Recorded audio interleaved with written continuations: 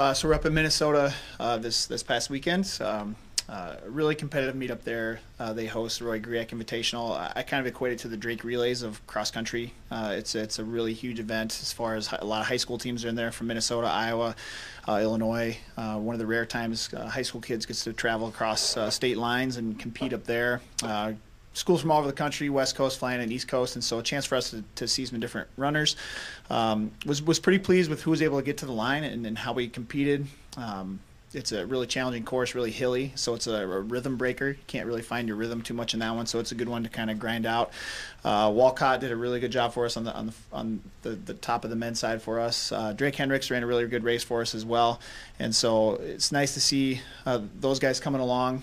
We were without CJ May this week. He was a little bit dinged up heading into the weekend, and we were just at the point where, making decisions to make sure, he's not going to be any worse the following day, and so we thought it was best to hold him out of the race, and so that kind of hurt us on the team side because he's usually right there with Wall, right on his heels or even ahead of Wall in some situations. On the women's side, Michaela Cole, her first time out for us, she was battling some illness early in the season, and so it was nice to see her get out there. That was her best time she's ever put up on that course, so that was good to see. And then Tessa Rorta had a really nice race for us, so did Cassidy Inns and Katie Nimrod, and we were without Gabby Champion, who's typically our number one, number two runner there. So we're battling, just kind of getting everyone to the line, feeling healthy at the same time, which is not necessarily uncommon. But everyone's been able to race. It's just kind of we haven't been able to get everybody put together. So still kind of an unknown once we get everyone together and see where we're at. But who's able to get out there and race right now? Really pleased with where we're at. Looking to make some big progress here as we have about 3 weeks now between now and our next competition. So we take 2 weekends off, and then that third week we'll be at Bradley. And so really going to push the kids, make some big strides with getting our runners to be a little closer together in our pack, and have a chance to go see some really good schools over at Bradley where the best in the conference will be competing over there.